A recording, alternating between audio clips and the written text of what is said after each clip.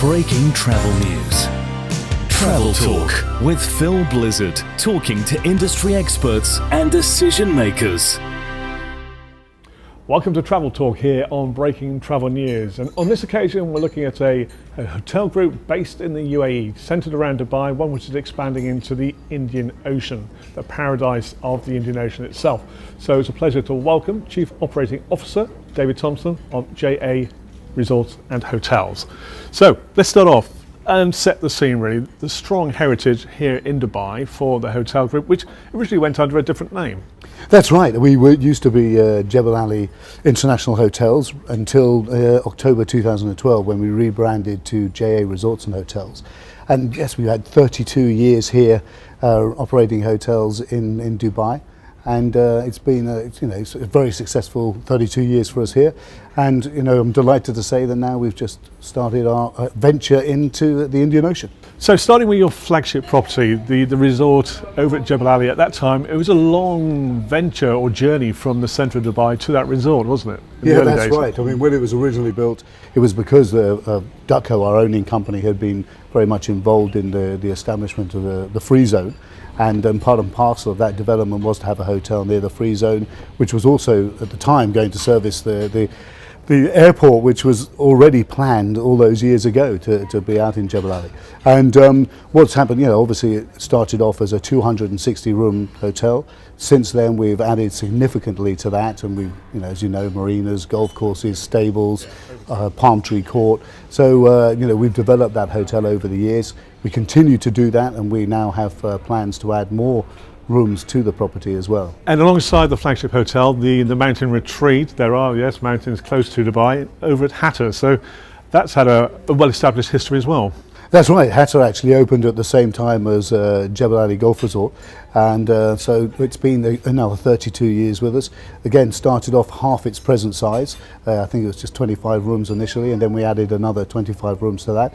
And we have also developed Hatta over the years, adding villas and additional facilities to the resort. We're at the moment reviewing a number of options for the future of Hatta, which will either go down the sort of spa or wellness route, or potentially adding more rooms and going up to the high-end level. So these are sort of options on the table, and we'll certainly be executing those in the next sort of 18 months.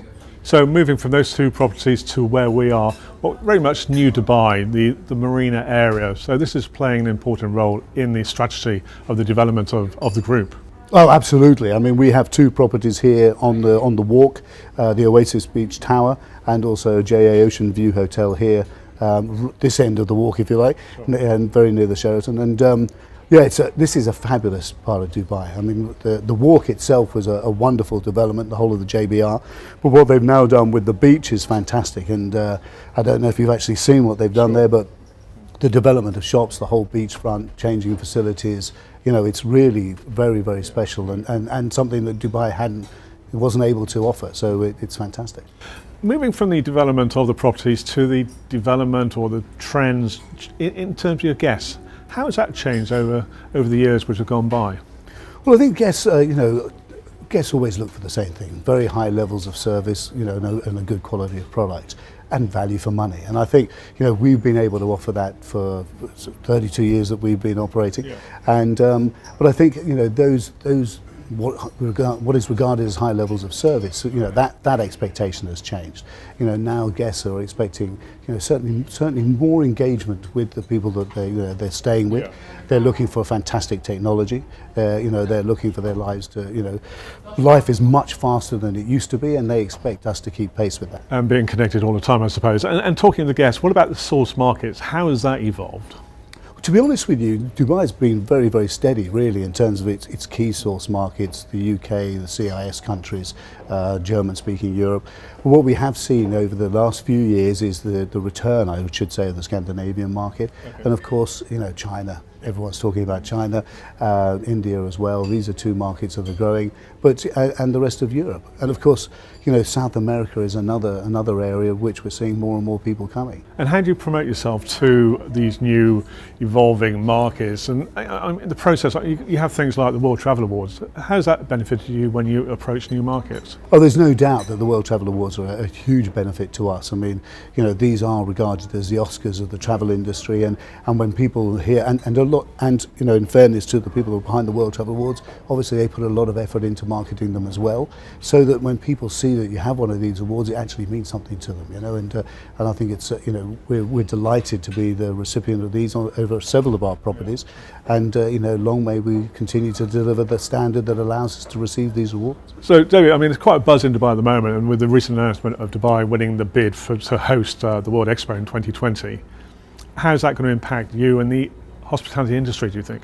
It's fantastic. I mean, I think, to be honest, I think that the way that Dubai was going and the growth in Dubai, I think what you're seeing now was going to happen whether we won 2020 or not. But obviously that is the icing on the cake, without a doubt. And we're all gearing up for 2020 and obviously the arrival of the 20 million tourists. I mean, and when you look at it, that really just requires an 8% growth year on year, and that's something we've been experiencing over the last couple of years anyway.